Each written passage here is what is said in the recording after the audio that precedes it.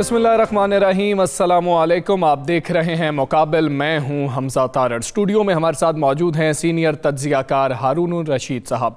आज के मुकाबिल में हम बात करेंगे कि आसिफ अली जरदारी कहते हैं कि बिलावल जो है वो अगले साल हुकूमत बनाएगा और वजीर आज़म भी होगा, जबकि बिलावल भुट्टो ने भी ऐलान कर दिया है कि 2020 जो होगा वो इलेक्शन का साल होगा। क्या वाकई 2020 में इंतखाबात हो सकते हैं? कोई इम्कानात मौजूद हैं? इस पर बात करेंगे। साथ ही नैब कवानीन में तरमीमी ऑर्डिनेंस सदर मुमलिकत की मंजूरी के बाद नाफिजुल अमल हो गया है। क्या तरामीम की गई हैं? किस किस को फ़ायदा होगा? और अपोजिशन ने कुछ एतराज़ात उठाए हैं, अपोजिशन को क्या एतराज़ात हैं, इस पर बात करेंगे। IMF की रिपोर्ट के मुताबिक पाकिस्तान का हुकूमती कर्जा GDP के 88% से कम होकर 84.7% हो गया है। क्या ये जो आशारियाँ हैं मईशत की बेहतरी और मुआशी टीम की कामयाबी जाहिर करते हैं? इस पर भी बात करेंगे। साथ ही सिंध में गैस बहरान शिद्दत इख्तियार कर गया है। वफाकी और सिंध हुकूमत में भी ठन गई है, एक दूसरे पर इल्ज़ामात लगाए जा रहे हैं। गैस बहरान शदीद क्यों हो गया है और किसकी गलती है, इस पर भी बात करेंगे। हारून साहब कहिएगा, जरदारी साहब जो हैं वो बिल आपको वजीर आज़म भी देख रहे हैं 2020 में और इंतखाबात भी, क्या मिड टर्म इलेक्शन हो सकते हैं?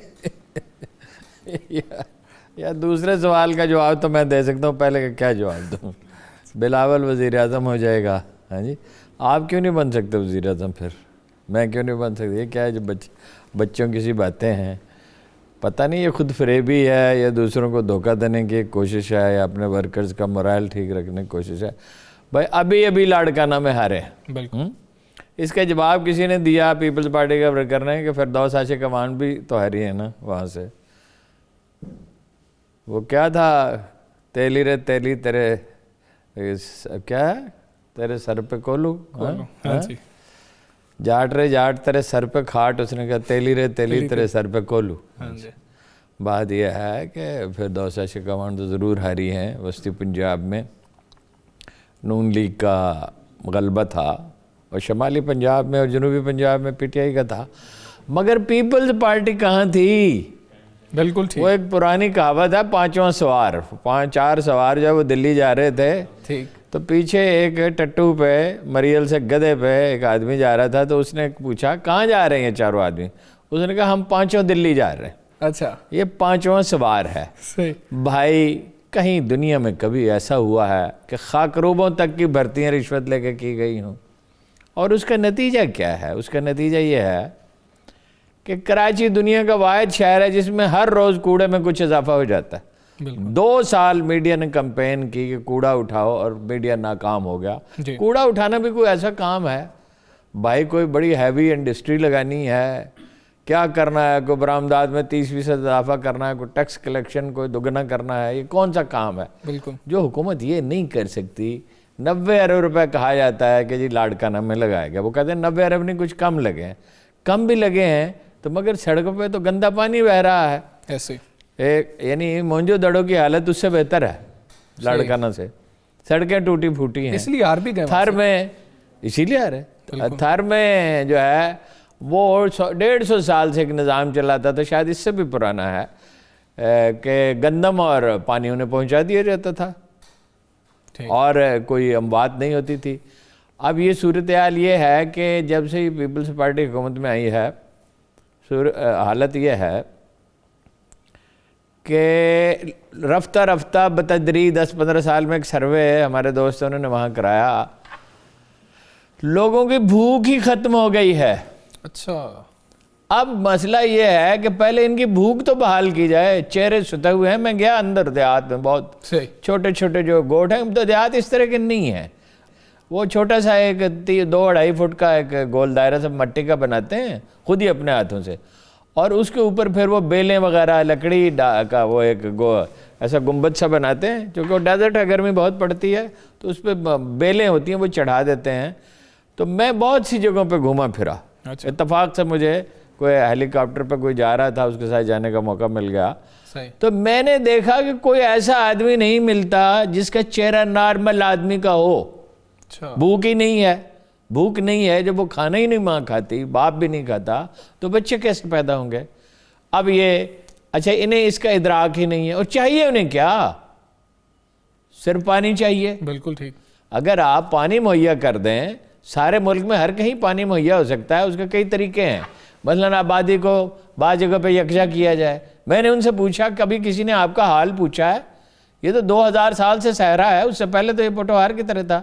انہوں نے کہا ایک تو بھٹو ہمارا حال پوچھنے آئے تھے, اس کے بعد پاکستان آرمی نے ہمارا حال پوچھا جب کبھی پوچھا, سیاستدانوں نے ہمارا حال کبھی نہیں پوچھا.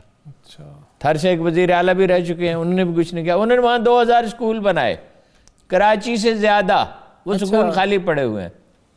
یہ آپ کی پرفارمنس ہے. حالت یہ ہے 50 ارب روپے کہ آپ پہ الزامات ہیں, کوئی ریڑھی والا ہے, کوئی جوس والا ہے, کوئی پکوڑے بیچنے والا ہے, کون کون ہے, اس کو کوئی جواب آپ کے پاس نہیں ہے. پنجاب میں حالت یہ ہے, وہ آپ کو یاد ہے اپنا محترمہ کلثوم نواز والا الیکشن, کسی کے 1 لاکھ ووٹ ہیں, کسی کے 80,000 ووٹ ہیں, ان کے کتنے ووٹ تھے؟ 1100 یا 1200 تھے, کتنے تھے؟ 400 ووٹ. تو بھائی آپ کا پنجاب میں صفایا کہ 60% آبادی میں تو آپ کی سیٹ ہی کوئی نہیں, 1 آدھ سیٹ, 2 سیٹیں, 3 سیٹیں, جتنی جماعت اسلامی لے لے گی اتنے وہ لے لیں گے. بالکل ٹھیک ہے. اور پختونخوا میں آپ کا نام و نشان مٹ گیا, 2 3 4 سیٹیں میکسیمم. اچھا بلوچستان مرکز کے ساتھ جاتا ہے, ایسے ہی. اب رہ گیا کہ سندھ کو شمار کر لیں, وہ بھی انٹیریئر. کراچی میں آپ ہے ہی نہیں. بالکل ٹھیک. کراچی میں اس سیٹ پہ گمنام آدمی سے ہار گیا جہاں کبھی ہارے ہی نہیں تھے. بالکل ایسے. وہ بلوچ اکثریت کا یہ علاقہ جو ہے. اچھا حیدرآباد میں آپ کہیں نہیں ہیں. بڑے شہروں میں آپ سکھر وغیرہ میں, میرپور خاص وغیرہ میں آپ کی مقبولیت کم ہو رہی ہے, جہاں کہیں غیر سندھی آبادی ہے. پھر آپ نے پولیس کے ذریعے الیکشن جیتے ہیں. صحیح. اور حالت یہ ہے کہ آپ کو اسپیکر آپ کا جو ہے وہ گرفتار تھا, اور اس کو اور باہر رکھنے کے لیے آپ کو 135 دن, پتہ نہیں کتنے دن یا 91 دن اجلاس ہوتا رہا. تو یہ ایک بچگانہ بات ہے. باقی رہ گیا مڈ ٹرم الیکشن. آپ مجھے بتائیے کہ جو 80 کی 90 کی کشیدگی تھی, اس سے ملک کو کیا حاصل ہوا تھا؟ شرح ترقی گر کے 2-3% پر رہ گئی تھی. بالکل ٹھیک. ابھی حال ہی کے واقعات دیکھ لیجئے. شہباز شریف کی حکومت برطرف کر دی تھی, پھر کیا ہوا تھا؟ جیسے وہ برطرف ہوئی, کسی نے مجھ سے پوچھا کیا ہوگا ٹیلی ویژن پہ, تو میں نے کہا کہ پنجاب گورنر نہیں ہو سکتا, حکومت ہی نہیں چلے گی. اس لیے کہ مینڈیٹ تو ہے نون لیگ کے پاس. بالکل. جب نون لیگ کے پاس مینڈیٹ ہے تو پیپلز پارٹی کی حکومت کیسے بنے گی خریدے ہوئے لوگوں سے؟ اور خریدے ہوئے لوگوں سے بنا لیں گے, احتجاج ہوتا رہے گا. چنانچہ وہ 2-4 ہفتوں کے بعد وہ بحال ہو گئے. بالکل ایسے. نواز شریف صاحب کالا کوٹ پہن کے اس کے خلاف چلے گئے سپریم کورٹ میں. بھائی کوئی حکومت 5 سال کام کرتی ہے تو کوئی پالیسیوں کا تسلسل رہ سکتا ہے. یہ جو 80s اور 90s کی پالیٹکس واپس لانا چاہتے ہیں, عمران خان صاحب نے بھی یہی کیا, دھرنا دیا. اچھا آپ یہ کہتے ہیں جی الیکشن میں دھاندلی 100% فیئر الیکشن, تو یہ نہیں, اس میں تو کوئی شبہ ہی نہیں ہے. بلوچستان میں جو کچھ ہوا, جو کچھ جنوبی پنجاب میں ہوا, مگر 2013 کے الیکشن کون سے فیئر تھے جی؟ پٹواریوں کے ذریعے اور اسکولوں کے سٹاف کے ذریعے, یونین کونسلوں کے سٹاف کے ذریعے جتنی دھاندلی آپ کر سکتے تھے آپ نے کی. 11 بجے آپ نے تقریر بھی کر دی کہ میں جیت گیا ہوں. اچھا 2008 کے الیکشن فیئر تھے. 2008 کے الیکشن جو تھے اس میں 13 میں بھی ایم کیو ایم والوں کوئی دوسرے نے تو اپنا پیچھے ہر پولنگ اسٹیشن کے ساتھ بیٹھے ہوئے تھے اور مہریں لگا رہے تھے 2013 میں بھی. اور جیسمین منظور کو انہوں نے دھمکی دی قتل کرنے کی, تو اسے ملک چھوڑ کے جانا پڑا. تو اتنی دھاندلی تو ہر الیکشن میں ہوتی رہی ہے 1970 کے سوا. تو اب کیا کریں؟ اب الیکشن کرا دیں, وہ الیکشن جو ہے وہ فیئر ہوگا؟ کون اس کی ضمانت دے سکتا ہے؟ اور اس پہ اعتراضات نہیں ہوں گے, اور آپ عمران خان کو حکومت نہیں کرنے دیں گے, تو عمران خان آپ کو حکومت کرنے دے گا؟ نہیں, یہ تو سلسلہ چلتا رہے گا. اس کے تو ورکر اس کے ساتھ ہیں, اس کے ورکر تو اتنے اس کے ساتھ ہیں کہ دیکھیے ابھی اس نے بالکل یو ٹرن لے لیا احتساب پہ, بالکل نیب آرڈیننس پہ, اور اس کے ورکر جو ہیں وہ خاموش بیٹھے, کوئی احتجاج انہوں نے نہیں کیا. جو لوگ کہتے تھے جی بڑا احتجاج کریں گے. اچھا بلاول ایک جلسہ کر رہا ہے لاہور میں اور ایک کر رہا ہے عمران خان, تو کس کے جلسے میں لوگ جائیں گے؟ عمران خان کرزمیٹک وہ ہے بھائی, اسے تو اردو بولنے نہیں آتی, لکھی ہوئی تقریر پڑھتا ہے اور نقل اتارتا ہے نانا کی, اور بھٹو زندہ ہے اور بی بی زندہ ہے. یہ کیا نہ رہا ہے؟ اور بھائی پالیسی کیا ہے آپ کی؟ آپ کے پاس دینے کے لیے کیا؟ جو آپ نے تھر کو دیا ہے, جو آپ نے لاڑکانہ کو دیا ہے, جو آپ نے دہی سندھ کو دیا ہے, وہ آپ دیں گے؟ لیکن کیا دینے کے لیے آپ کے پاس کیا ہے یہ نہیں بتاتے. یہ کہتے ہیں جی یہ سلیکٹڈ ہے, اور یہ آپ کیا تھے؟ آپ ہمیشہ اسٹیبلشمنٹ سے مل کے حکومت میں عوامی راج تھا ہمارا. 70 میں بھی اسٹیبلشمنٹ سے مل کے آئے نا, مشرقی پاکستان کو الگ کیا تو حکومت میں آئے نا. 77 میں دھاندلی کے خلاف ہی تو تحریک چلی, بعد میں بھی جب بھی آئے تو اسٹیبلشمنٹ کی مدد سے، نواز شریف بھی اسٹیبلشمنٹ کی مدد سے ہی آتے رہے، ایک دوسرے کے خلاف سازشیں کرتے رہے. کوئی ملک کو قرار لینے دیں. ملک کو انڈسٹریلائزیشن کی ضرورت ہے، برآمدات بڑھانے کی ضرورت ہے، زر مبادلہ خدا کر کے کوئی اکانومی میں بہتری آنے لگی ہے، اور آپ کہتے ہیں مڈ ٹرم الیکشن ہوں گے. اور اگر کوئی مڈ ٹرم الیکشن کرے گا تو دیکھیے، فرض کیجئے ہو جاتے ہیں، فرض کیجئے شہباز شریف وزیر اعظم بن جاتے، یہ تو نہیں بنیں گے. مریم بن جاتی ہے، ٹھیک، مریم بنیں گی تو فساد جاری رہے گا. اچھا، ابا کے نقش قدم پہ ہوں گی. مسئلہ کرپشن کا اتنا نہیں ہے، کرپشن کا بھی ہے. مسئلہ انڈیا کے ساتھ تعلقات کا ہے، یہ انڈیا کی بالادستی تسلیم کرتی ہے نون لیگ. شہباز شریف نہیں چاہتا، شہباز شریف اسٹیبلشمنٹ سے مل کے چلنا چاہتا ہے. تو خود پارٹی کے اندر کوہیژن کہاں سے آئے گا نون لیگ میں؟ باقی تو آپ چھوڑ ہی دیں. صحیح ہے، خود پارٹی کے اندر نہیں آئے گا اور عمران خان کو چین سے بیٹھنے دے گا. یا پھر آپ لوگوں میں اتنا ظرف ہونا چاہیے کہ بیٹھ کے ایک نیشنل گورنمنٹ بنا لیں. اچھا، نیشنل گورنمنٹ بنا لیں، کوئی حرج نہیں ہے. مگر نیشنل گورنمنٹ کیسے بنتی ہے؟ اتفاق رائے سے بنتی ہے نا. ایک دوسرے کی ٹانگیں کھینچنی ہے، بدلہ لینا ہے، انتقام نہیں. ملک کی بہتری کا سوچنا ہے، اور سسٹم چلنے کے لیے تسلسل بہت زیادہ ضروری ہے. بہتری کے لیے سسٹم کا بہتر ہونا بہت ضروری ہے. اس تسلسل کے حوالے سے ہم نے بات کی. یہاں بریک کا وقت ہوا ہے، اس کے بعد بات کریں گے نیب آرڈیننس کے حوالے سے کیا ترامیم کی گئی ہیں. یہ آرڈیننس نافذ العمل ہو چکا ہے.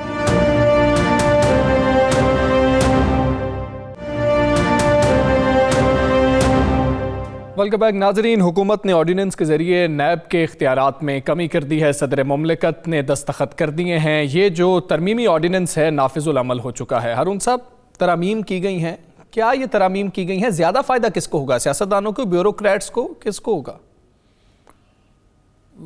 سیاستدانوں کو تو کیا خاص فائدہ ہوگا؟ اس کا فائدہ تو ہوگا، دیکھیے اپوزیشن تو یہ کہہ رہی ہے اپنے لیے کرے. ایک تو دانائی کی، یہ دیکھیے کمال دانائی ہے کہ بھئی آپ اتنی بڑی کنسیشن دے رہے ہیں مگر ان کو اعتماد میں لیا ہی نہیں. آپ کسی کو جب بن مانگے کوئی چیز دے دیتے ہیں تو اس کا تو کوئی امپیکٹ نہیں ہوتا. یعنی اپوزیشن کو فائدہ بھی ہوگا کچھ نہ کچھ، ظاہر ہے، مگر یہ کہ وہ الٹا تنقید بھی کر رہے ہیں، اسے پولیٹیکل مائلیج بھی لے رہے ہیں. کیا ہوگا کہ تاجر بزنس مین سے اب نہیں پوچھے گی نیب، اس کا کوئی تعلق اب باقی نہیں رہا. ایف بی آر والے پوچھیں گے، ایف آئی اے والے پوچھ سکتے ہیں، ایس سی سی پی والے پوچھ سکتے ہیں. ایک تو یہ ہو گیا. وہ مطلب بہت خطرناک صورتحال تھی. مطلب انہوں نے تو تہیہ کر رکھا تھا کہ انویسٹمنٹ کریں نہیں. ایک 3 آدمی کا وفد، میں نام نہیں لیتا، مناسب نہیں، 3 آدمی کا وفد جا کے ایک بہت اہم سرکاری شخصیت سے ملا اور انہوں نے کہا، یہ پچھلے دنوں کی بات ہے جس کے بعد یہ فیصلہ ہوا کہ ہم نے فیصلہ کیا، 3 بڑے صنعت کار جو نمائندگی کرتے تھے کہ ہم ایک پیسے کی انویسٹمنٹ نہیں کریں گے. اب انویسٹمنٹ نہیں ہوگی تو جابز کہاں سے آئیں گے؟ بالکل. اور اس میں قصور خان صاحب کا ہے. انہوں نے اتنا خوف پھیلایا، چھوڑوں گا نہیں، چھوڑوں گا نہیں، چھوڑوں گا نہیں. یہ ایک منترا انہوں نے پڑھنا شروع کر دیا. اچھا، سرکاری افسر جو انہوں نے بھی کام کرنا چھوڑ دیا. اب یہ ہے کہ بھائی وہ پروسیجرل غلطیوں پہ نہیں پوچھا جائے گا، اور اگر کوئی بات پرس کرنی ہوگی تو گورنر یا صدر کے ذریعے جب ان کی اجازت سے ہوگی. اور 5 کروڑ کے پہلے تھی لمٹ، اب یہ کہ 50 کروڑ کا کیس ہوگا تو تب اس پہ کارروائی ہوگی. بالکل ایسے. اور ریمانڈ جو ہے وہ 90 دن کے بجائے 14 دن کا، جو ٹھیک بات ہے. اس لیے کہ اگر آپ کو دیکھیے نیب کے پاس تو ہزاروں مقدمے سے 20,000 25,000 مقدمے آگے، تو وہ چلائے گی کیسے؟ اس کی کیپیسٹی نہیں ہے. پریکٹیکلی دیکھنا ہوتا ہے نا، نعرے لگانے سے تو نہیں نا کام چلتا دنیا میں. تو ایک ایز اے ہول اگر دیکھیں تو ٹھیک کیا ہے، لیکن یہ کیا دباؤ میں ہے. یعنی یہ نہیں ہے کہ سوچ سمجھ کے ایک فیصلہ کیا. ابھی کل شام پرسوں تک تو یہی نعرے لگا رہے تھے نا، پرسوں شام کو یہ کہہ رہے تھے نا، چھوڑوں گا نہیں. بالکل ایسے. یہ انہیں یہ کام چھوڑنا ہوگا، یہ کہنا کہ میں چھوڑوں گا نہیں. اچھا. اور ملک میں نے پہلے آپ سے کہا اسٹیبلٹی ہوتی ہے تو ترقی ہوتی ہے. بالکل ایسے. دیکھیے عادات بگڑی ہوئی ہیں. صنعت کا بزنس مین ٹیکس نہیں دیتا، میجورٹی دیتے بھی ہیں. اچھے لوگ بھی ہوتے ہیں، ہر کہیں سارے لوگ تو برے نہیں ہوتے. دکانداروں کو، تاجروں کو نون لیگ نے اس بات کا عادی کر دیا کہ ہمیں ووٹ دو، ہمیں چندہ دو، ہماری مدد کرو الیکشن میں. صحیح.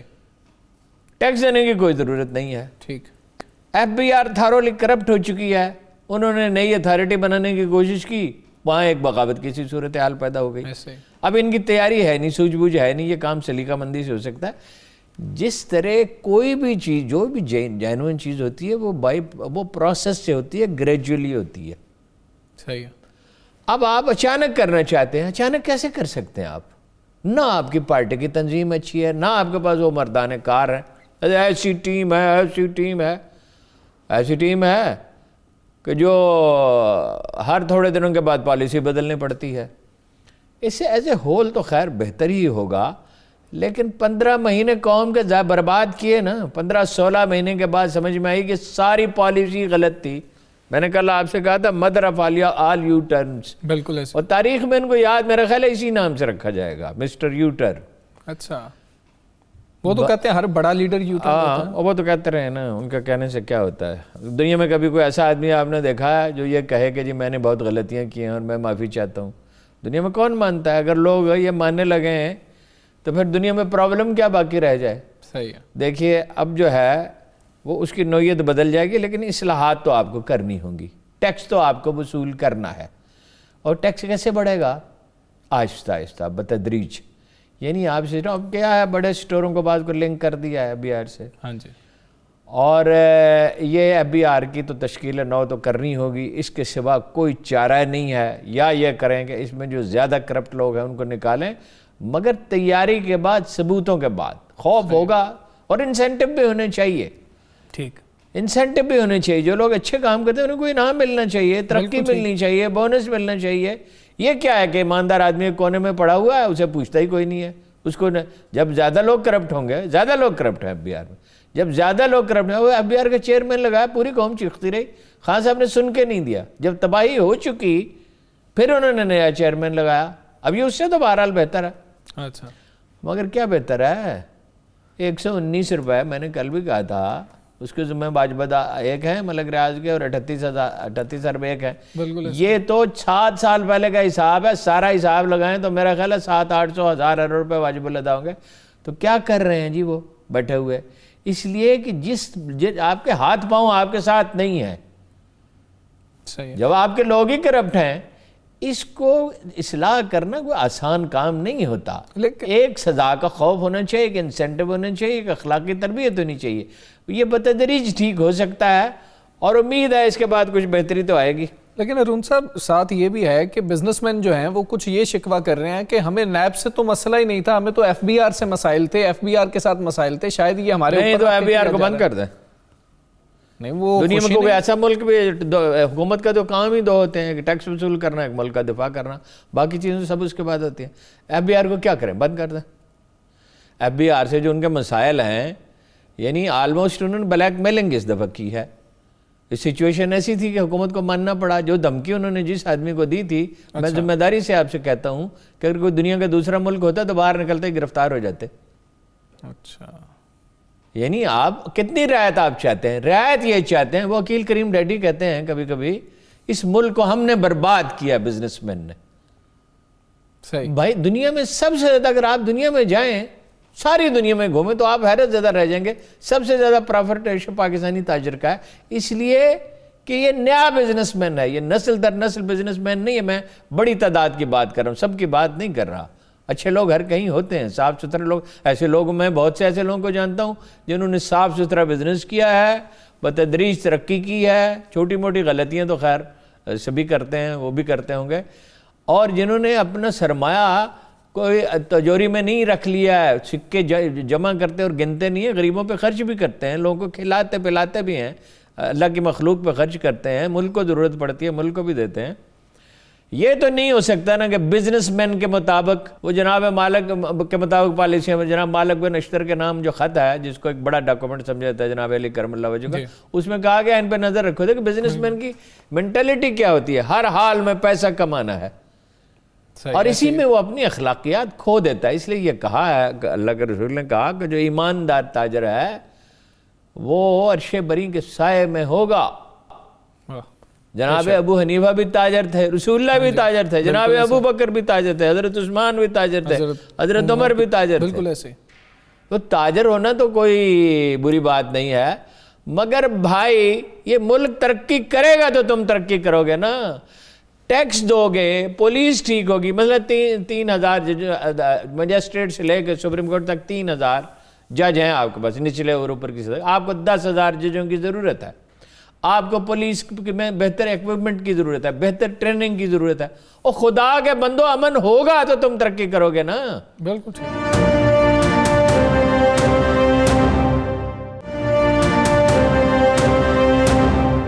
ارون صاحب، کرپشن کی بات تھی کہ کرپشن کو روکنا ہے، تو کیا یہ جو دانت جو ہیں نکال دیے جا رہے ہیں نیب کے، اور نیب جو ہے نیب کے لوگ بھی ہیں وہ اس پہ خوش نہیں ہیں؟ دیکھیں کرپشن اس طرح، ایک بات یہ ہے، کرپشن نمبر 1 ایشو نہیں ہے، اچھا، یا واحد ایشو نہیں ہے۔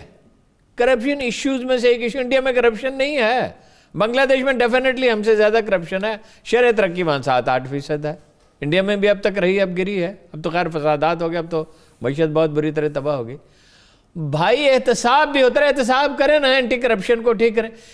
جو اینٹی کرپشن کے ادارے ہیں، چاہے وہ نیب ہے، چاہے وہ اینٹی کرپشن صوبائی ہے، چاہے وہ FIA ہے، یا ایک طرح سے پولیس بھی احتساب کا ادارہ ہے کہ وہ کہیں کوئی گڑبڑ ہو رہی ہے، سمگلنگ ہو رہی ہے، کچھ ہو رہا ہے۔ سمگلنگ تو ملک میں کھلے عام ہو رہی ہے، روز آپ سوشل میڈیا پہ دیکھتے ہیں کہ کہیں کوئی اچھا پولیس افسر ہے، وہ ایک بس یا گاڑی کو روکتا ہے اور اس میں سے منشیات اتار رہا ہے اور اس کی تصویریں بن رہی ہیں۔ بالکل ایسے۔ اچھا، ایران سے پٹرول آ رہا ہے اور کوئٹہ کے بازاروں میں بک رہا ہے، سندھ میں بک رہا ہے، سکھر تک بک رہا تھا، وہ رینجر۔ سندھ پولیس کی حالت یہ ہے کہ وہ اس کی بیشتر ذمہ داریاں بڑے شہروں میں رینجرز کو دینی پڑی ہیں۔ بھائی ان اداروں کو ٹھیک کریں گے جو کہ بتدریج ٹھیک ہوگا، میں اس کے ابھی آپ کو ایک مثال بھی دیتا ہوں، تو کرپشن کم ہوگی۔ یہ ایک پروسیس ہے، یہ ایک عمل ایک دن میں تھوڑی ہوتا ہے۔ اور کسی پیغمبر نے معاشرے کو دفتن ٹھیک نہیں کیا، بڑے سے بڑے جلیل القدر پیغمبر نے بھی۔ صحیح ہے، بالکل آرام سے بتدریج، آرام سے نہیں، بتدریج۔ بالکل آپ چوکس رہتے ہیں، حکمت سے کام لیتے ہیں، زندگی حکمت سے سنورتی ہے، باتوں سے اور ہنگامی وہ یعنی ہی جان سے تھوڑی دنیا ٹھیک ہوتی ہے۔ صحیح۔ امریکہ ایک دن میں سپر پاور ہو گیا ہے، یہ وہی امریکہ تھا جس میں خانہ جنگی میں 15 لاکھ آدمی مر گئے تھے۔ برطانیہ ایک دن میں سپر پاور بنا تھا، برطانیہ پہ وائکنگز نے رول کیا، رومنز نے رول کیا، نارمنز نے رول کیا، ایون فرینچ نے حکومت کی۔ انڈیا ایک دن میں معاشی ترقی اس نے کی، پہلے 30-35 سال پاکستان میں شرح ترقی ان سے زیادہ تھی۔ بالکل ٹھیک۔ بنگلہ دیش کو کہا جاتا تھا بھکاری کی ٹوکری، بتدریج انہوں نے اپنے معاملات درست کی، آپ بھی بتدریج ٹھیک کر سکتے ہیں، اور وہ پالیسیوں کے تسلسل سے ٹھیک ہوں گے، اور سول اداروں کو بہتر بنانے سے جو رفتہ رفتہ ہو سکتا ہے دفتن نہیں ہو سکتا۔ جی ٹھیک ہے، سول اداروں کو بہتر بنانا ہوگا۔ ارون صاحب، پاکستان کا قرضہ کم ہو کر GDP کا 84.7% ہو گیا ہے، یہ حکومت نہیں کہہ رہی، IMF کی رپورٹ کہہ رہی ہے، تو کیا یہ اشاریہ دے کے ہم سمجھیں کہ معیشت بہتری کی طرف جا رہی ہے، معاشی ٹیم ٹھیک کام کر رہی ہے؟ مجھے تو یقین نہیں آ رہا، اب یہ ڈیٹا آپ چیک کریں، بہرحال اگر یہ ہو گیا ہے تو میں نے تو نہیں، چونکہ اسٹوری میری غلطی ہے میں نہیں پڑھ سکا، تو یہ تو بہت بڑا واقعہ ہے۔ اس کا مطلب یہ ہے کہ معیشت کے سدھرنے کے امکانات پیدا ہو گئے ہیں۔ اگر تناسب اتنے خطرناک حالات میں تناسب ہوا تو یہ ہے نا اصل میں کہ کچھ تو ایکسپورٹ بڑھی ہے $2-3 بلین کی، اور امپورٹ بہت کم ہو گئی ہے، CPEC کو بھی کچھ سلو کر دیا ہے۔ ہاں جی، اس کا نتیجہ یہ نکلا ہے کہ ایک ٹھہراؤ تو آ گیا، آپ کے دیوالیہ ہونے کا خطرہ ٹل گیا۔ تو یہ تو معاشی ٹیم کی کامیابی ہے۔ واقعہ کیا ہوا ہے کہ آپ دیوالیہ ہو رہے تھے، آپ دیوالیہ ہونے سے بچ گئے۔ صحیح ہے۔ یہ یاد رکھیے کہ جس دنیا میں ہم رہتے ہیں اس میں ہمارے دوست بہت کم ہیں۔ ایک زمانہ تھا کہ 122 اقوام نے پاکستان کی حمایت کی تھی افغانستان کے ایشو پہ۔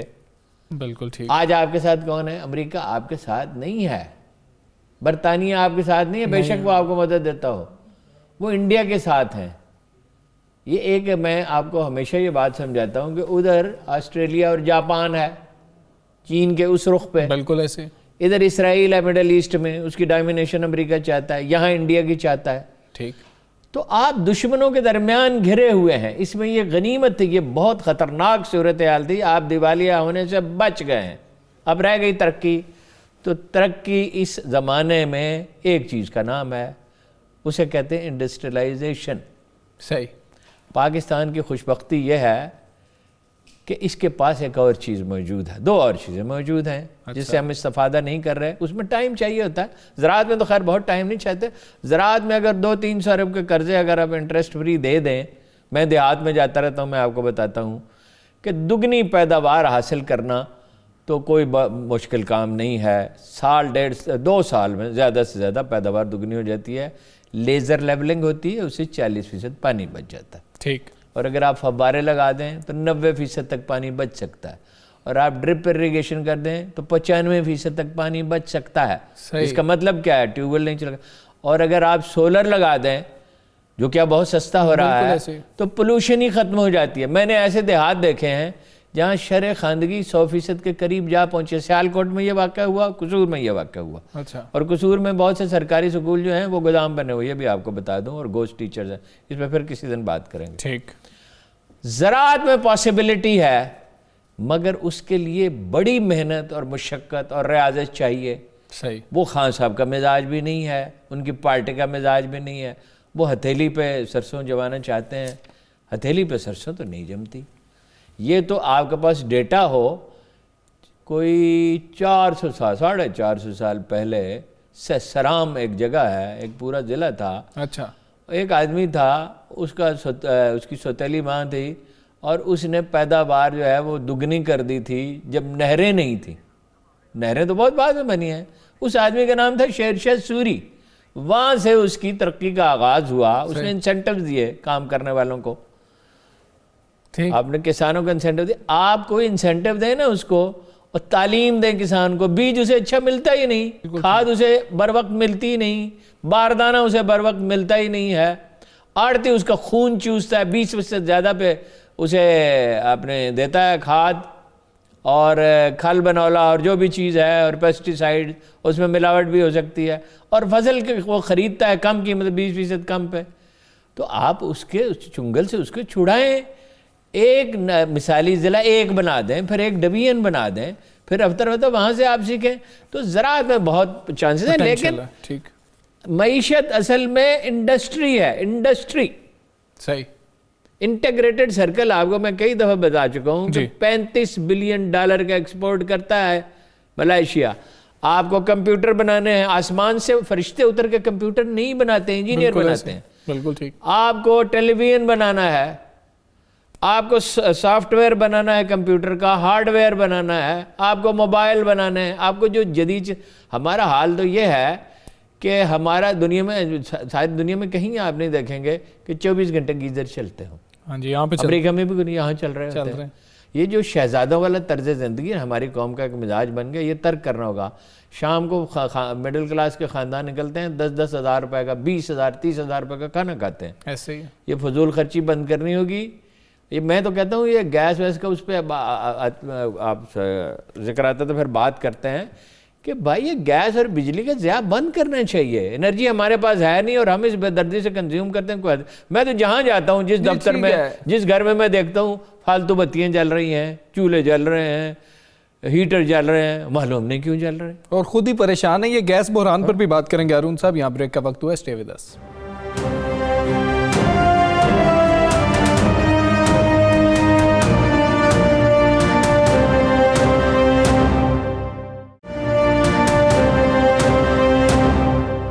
Welcome back. بریک سے پہلے بات کر رہے تھے فضول خرچی کے حوالے سے, گیس کے حوالے سے بھی بات کر رہے تھے. IMF رپورٹ کی بات ہو رہی تھی. تو ہارون صاحب, IMF رپورٹ میں یہ بھی لکھا گیا ہے کہ جو حکومت ہے اس نے اپنے اخراجات کو کم کیا ہے, جس سے یہ فائدہ ہوا ہے. یعنی کہ جو کفایت شعاری مہم تھی, جو اسٹیریٹی ڈرائیو تھی, اس کا فائدہ ہوا ہے. اور بھی کم ہونے چاہیے اخراجات. دیکھیے ہمارے 30 لاکھ ملازمین کی تعداد ہے, پینشنر سمیت. جی. اور بہت سی جگہوں پہ جہاں 10 آدمیوں کی ضرورت ہوتی ہے, وہ 15-20 آدمی ہوتے ہیں. بے شمار ڈرائیور ہیں جن کی کوئی ضرورت نہیں. ایک 18-19 گریڈ کا افسر, اس کو ڈرائیور کی کیا ضرورت ہے؟ ینگ آدمی ہے. ایون 17 گریڈ کے لوگوں کے پاس ایک سے زیادہ گاڑیاں ہیں. یہ جو فضول خرچی کا طرز زندگی ہے, اس کو ختم ہونا چاہیے. یہ تعداد سول سروس کی زیادہ نہیں تو بتدریج آدھی کی جائے. بتدریج, اس طرح نہیں آپ کر سکتے کہ آپ ایک دن آدھے لوگوں کو نکال دیں اور ایک معاشرے میں بحران پیدا ہو جائے. اس کے لیے پلاننگ, یہ ایک سول سروس, یہ اس طرح کی سول سروس نہیں چل سکتی. یہ اسپیشلائزیشن کا زمانہ ہے.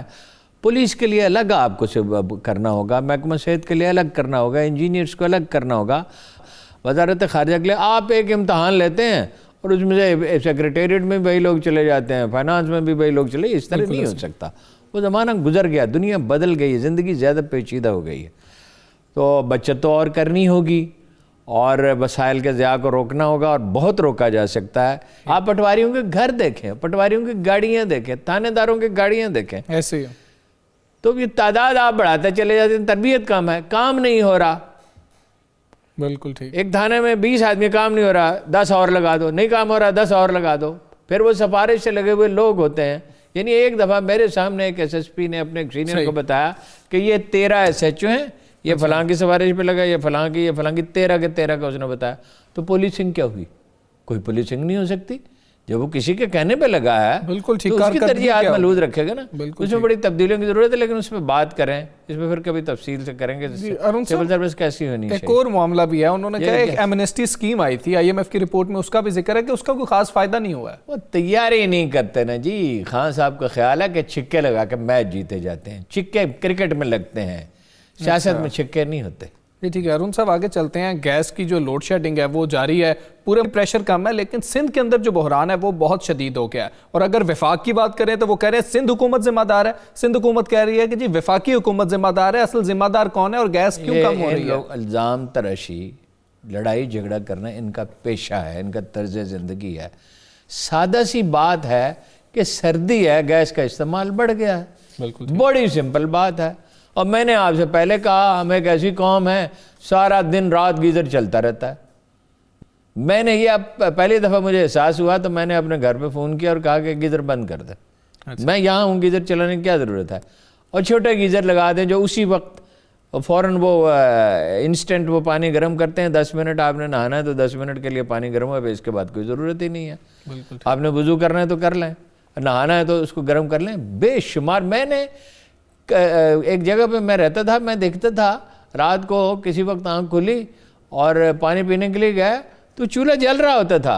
یعنی ماچس کی ایک تیلی کی بچت کرنے کے لیے میں کئی ہفتے یہ دیکھتا رہا۔ اور میرے چونکہ کوئی تعلق نہیں تھا کہ میں وہاں مداخلت کرتا، گیسٹ ہاؤس تھا، تو مجھے حیرت ہوتی تھی کہ یہ 100 روپے کی رات کو گیس جل جائے گی اور اس کا کوئی فائدہ کیا ہے؟ ایک ماچس کی تیلی۔ یہ جو ہمارا مزاج ہے نا جی، گیزر، پہلی بات تو یہ ہے کہ گیزر پہ میرا تو خیال ہے پابندی لگا دینی چاہیے۔ اچھا پابندی لگا دیں، نئے گیزر نہ لگائیں، سولر گیزر لگائیں نا جی، سارا سال دھوپ رہتی ہے۔ اور بھائی یہ 2 مہینے ہیں نا، اس میں بھی اتنی دھوپ ضرور ہوتی ہے کہ نہانے کا پانی ضرور گرم ہو جاتا ہے، عورتوں کو برتن دھونے ہوتے ہیں، اور ذرا کم گرم ہوگا تو لوگ مر نہیں جائیں گے۔ دیکھیے جنگ عظیم ہو رہی تھی تو اس کے کئی سال بعد تک راشن تھا، چیزیں اتنے انڈے ملیں گے، اتنی ڈبل روٹی ملے گی، تو انگریز مر گئے، وہ ترقی نہیں کر سکے۔ جرمنی سال سے گزرا، جاپان سال سے گزرا، کوریا سال سے گزرا۔ ہمارے ہاں یہ ہے کہ ٹماٹر نہیں ہے تو ایک قیامت برپا ہے۔ اور خدا کے بندو 100 سال پہلے بر صغیر میں سالن میں ٹماٹر ڈالے ہی نہیں جاتے تھے، اس وقت کیا ہوتا تھا؟ لوگوں کی صحت خراب ہو جاتی تھی۔ اب آپ اتنی تناسانی اگر چاہتے ہیں نا تو یہ نہیں سر، گیس کی کنزمپشن بڑھ گئی۔ بجلی کا یہ ہے کہ سردیوں کے موسم میں بجلی کی پیداوار جو پانی سے ہوتی ہے وہ کم ہو جاتی ہے۔ آپ فصلوں کو پانی دیں گے یا بجلی پیدا کریں گے؟ ظاہر ہے فصلوں کو پانی دیں گے۔ بالکل ٹھیک۔ تو 8 بجلی کی طلب نہیں بڑی ہے، یہ غلط بات ہے۔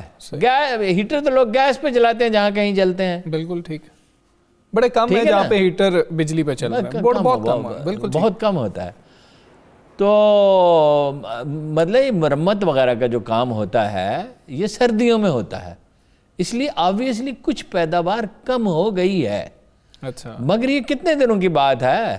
یہ 2-4 ہفتے یہ قوم ٹھنڈ برداشت نہیں کر سکتی، اور یہ سولر کے گیزر نہیں لگا سکتی، اور یہ بات سہولت ترک نہیں کرتے۔ میں ایک دفعہ غلام اسحاق خان صاحب سے ملنے کے لیے گیا، میرے خیال میں 2000 کی بات ہوگی، سیلاب میں وہ ساری بلوچستان میں خشک سالی تھی، تو میں نے انہیں تفصیلات بتائیں جو کچھ میں نے دیکھا تھا۔ تو انہوں نے بڑی حیرت سے مجھ سے کہا کہ آپ یہ بتا رہے ہیں کہ فلاں جگہ ٹیوب ویل چل رہے ہیں، فلاں جگہ ٹیوب ویل چل رہے ہیں، فلاں جگہ ٹیوب ویل چل رہے ہیں۔ میں نے کہا، انہوں نے کہا اتنے ٹیوب ویل لگانے کی اجازت کس نے دی؟ یہ کون لوگ تھے؟ ان کا دماغ درست تھا؟ اور بھائی زیر زمین پانی تو ہے نہیں بلوچستان میں، جتنا ہے اگر آپ کو اس بے دردی سے ضائع کر دیں گے۔ ان کی مراد یہ تھی کہ اس کو کفایت شعاری سے سلیقے سے استعمال کریں، ڈرپ اریگیشن سے کریں، فوارے سے کریں، تاکہ 90% پانی کی بچت ہو، مدتوں وہ کام آتا رہے۔ بالکل۔ تو یہ دیکھیں نا، آپ نے یہ گیس جو ہے، آپ کو اندازہ ہے کہ یہ ہر گھر تک جب گیس پہنچتی ہے اس پہ کتنے بے پناہ اخراجات ہوتے ہیں، اس سے وہ تو پوری نہیں ہوتی۔ ٹھیک ہے۔ اور یعنی یہ تو انڈسٹریل استعمال کے لیے ہونی چاہیے. جب آپ سلنڈر میں گیس لاتے ہیں، پائپ میں گیس بہت ضائع ہوتی ہے، جب آپ سلنڈر میں لاتے ہیں تو نہیں ضائع ہوتی. اب سلنڈر کا بھی مسئلہ دیکھیے، زر مبادلہ تو آپ کے پاس ہے نہیں، تو کتنی گیس آپ امپورٹ کریں گے؟ اور اگر امپورٹ کریں گے، قرضے لیں گے، وہ ادا کہاں سے کریں گے؟ اور ایک اور دیکھیے پالیسی کتنی احمقانہ رہی ہے، وہی جو ویسٹیج کی ہم بات کر رہے ہیں. جاؤ لگ کے اور بھٹو کے اور ایوب خان کے دور میں گیس زیادہ تھی، اب زیادہ ہے. اس وقت ذخائر زیادہ تھے، ہاں جی، آبادی آدھی تھی. ایوب خان کے زمانے میں تو 1/4 تھی، طلب کم تھی. اس وقت کیوں نہیں سی این جی اسٹیشن لگائے؟ ایوب خان ان سے تو زیادہ بیدار مغز حکمران تھا، بھٹو بھی، ضیاء الحق بھی ان سے تو زیادہ سمجھدار تھا. زرداری صاحب کے زمانے میں دھڑا دھڑ ہزاروں سی این جی اسٹیشن کیسے لگ گئے؟ وہ تو لائسنس پیسے بنانے کے لیے. بالکل ایسے. اب سی این جی اگر آپ گاڑیوں میں استعمال کریں گے، اور یہ دنیا میں جس طرح ہمارے ہاں گھروں میں گیس ہے، دنیا میں تو ایسا کہیں میں نے تو نہیں دیکھا. بھائی سلنڈر لاتے ہیں، وہ استعمال کرتے ہیں، یا بجلی کے یا کوئی ماڈرن ٹیکنالوجی. حتیٰ کہ لکڑی کے چولہے، بڑی دلچسپ بات ہے، پاکستان میں بھی ایک تجربہ ہوا اور یہاں کاموں کے میں ہوا ہے. اچھا. اور امریکہ میں ہوا ہے، انڈیا میں ہوا ہے. یہاں ہمارے لوگوں نے بعض دیہات کے لیے بنوایا ہے، جو ویلفیئر کا کام کرتے ہیں، ہارون خواجہ صاحب نے بنوایا کہ چولہا اس طرح کا بن سکتا ہے کہ آدھی لکڑی استعمال ہو. اب وہ چولہا آپ کے خیال میں کوئی 1 لاکھ روپے کا ہے، 1200 روپے میں بن جاتا ہے، اور اس میں جو لکڑی کی بچت ہوتی ہے وہ 1 مہینے میں پوری ہو جاتی ہے. صحیح. یعنی اگر آپ نے 2000 روپے کی 1000 روپے کی لکڑی جلانی ہے تو 500 کی، بالکل 400 روپے کی جلے گی. اچھا گیس آپ دیکھتے ہیں یہ جو ریسٹورنٹ ہیں بڑے پاپولر لکشمی چوک وغیرہ میں، کہ کتنی گیس استعمال ہو رہی ہوتی ہے، جس پہ ایک دیگ کے لیے جتنی گیس چاہیے اس سے بھی دگنی گیس ایک آدمی کا کھانا پکانے کے لیے استعمال ہو رہی ہوتی ہے. اور ہر وقت یہ قوم کے مزاج میں ہیجان ہے. گیس ہم نے مس یوز کی، بجلی ہم نے مس یوز کی. بجلی کے بلب، وہ آپ کو یاد ہے انہوں نے کہا تھا 1 کروڑ بلب منگوائیں گے اور ان میں بجلی کم استعمال ہوگی، اور یہ وہ کہاں گئے؟ اس کا نام راجہ رینٹل رکھا گیا، مگر یہ کام اس نے کر کے نہیں دیا. لیکن ارون صاحب بھائی آپ وہ اپنا بلب اور وہ روشنی کے لیے وہ چیزیں استعمال کریں جس میں بجلی کم استعمال. ہر جگہ جو ایک سلیقہ شار جس کو ہم سگڑ گھرانہ کہتے ہیں، وہ ہر چیز میں تھوڑی تھوڑی بچت کرتا خریداری میں. رسول اللہ صلی اللہ علیہ وسلم نے فرمایا کوئی چیز خریدو تو 3 جگہ سے اس کے دام پوچھ لیا کرو. ہاں جی ٹھیک. اچھا اب آپ ایک فضول خرچ قوم ہے، مغل بادشاہوں والی آپ کی عادات ہیں. شادی ہوتی ہے 3000 آدمیوں کو مدعو کرنا ہے، 10 کھانے پکانے ہیں، تو بھائی کیسے ملک کی معیشت ٹھیک ہوگی؟ اب جو کچھ آپ کے پاس ہے وہ آپ ویسٹ کرتے چلے جا رہے ہیں. بالکل ٹھیک ہے. ارون صاحب سعودی وزیر خارجہ آئے تھے پاکستان، کیوں آئے تھے؟ کچھ معلوم ہے؟ مطلب کیا وجہ تھی؟ زمانے میں آپ کی بات سے مجھے یاد آیا کہ ایک زمانے میں سعودی انٹیلیجنس چیف اور وزیر خارجہ آتے تھے اسلام آباد، تو ان کو کریلے قیمہ کھلایا جاتا تھا اور انار اور گاجر کا جوس پلایا جاتا تھا. پاکستان کے حالات بڑے اچھے تھے. اب آئے تھے جناب وہ تلافی مافات کے لیے. اچھا. کہ جو کوالالمپور پہ پاکستان میں رد عمل ہوا ہے، ظاہر ہے ان کا سفارت خانہ بھی موجود ہے اور دوسرے ذرائع بھی ہوتے ہیں معلومات کے ہر طرح کے. تو اب یہ تجویز زیر غور ہے، سفارتی ذرائع یہ کہہ رہے ہیں تجویز زیر غور ہے کہ OIC کا ایک اجلاس اسلام آباد میں بلایا جائے وزراء خارجہ کی سطح پر، اور اس میں کشمیر کا مسئلہ ڈسکس کیا جائے. اور کرنا ہی پڑے گا، ورنہ OIC اپنی موت کے وارنٹ پہ دستخط کرے گی. OIC پہلے ہی اس کی حالت کیا ہے، بالکل ایسے تو بالکل ہی تباہ ہو جائے گی. اس لیے کہ یہ جو 20 کروڑ مسلمانوں پہ وہاں ظلم ہو رہا ہے، اور آپ دیکھ رہے ہیں کہ وہ اس نے کہا UP کے وزیر اعلیٰ نے کہ ہم انتقام لیں گے. بالکل ایسے. تو آپ کا کیا خیال ہے کہ عالم عرب میں اس پر کوئی اثر نہیں ہوگا؟ انڈونیشیا کے مسلمانوں پہ، ملائیشیا کے مسلمانوں پہ، دنیا بھر میں بنگلہ دیش کے مسلمانوں پہ، اور یہ ایک پوری دنیا، ایک وسیع و عریض دنیا، ترکی ہے، انڈونیشیا ہے، ملائیشیا ہے، مسلمان ملک تو بے شمار ہیں، مراکش ہے، لیبیا ہے، شام جس حال میں بھی ہیں. اس کا کوئی رد عمل نہیں ہوگا. اس کا رد عمل ہوگا اتنا شدید کہ OIC کی موت واقع ہو جائے گی. بالکل رد عمل شدید ہوگا. بالکل ٹھیک ہے، OIC کی موت واقع ہو جائے گی. کچھ کرنا ہی ہوگا میرا خیال میں. بالکل ٹھیک ہے، کچھ نہ کچھ کرنا ہوگا، اور یہی مقصد تھا جو سعودی وزیر خارجہ جو تھے وہ پاکستان آئے تھے. ناظرین آج کے مقابل سے اتنا ہی، اجازت دیجیے، اللہ حافظ.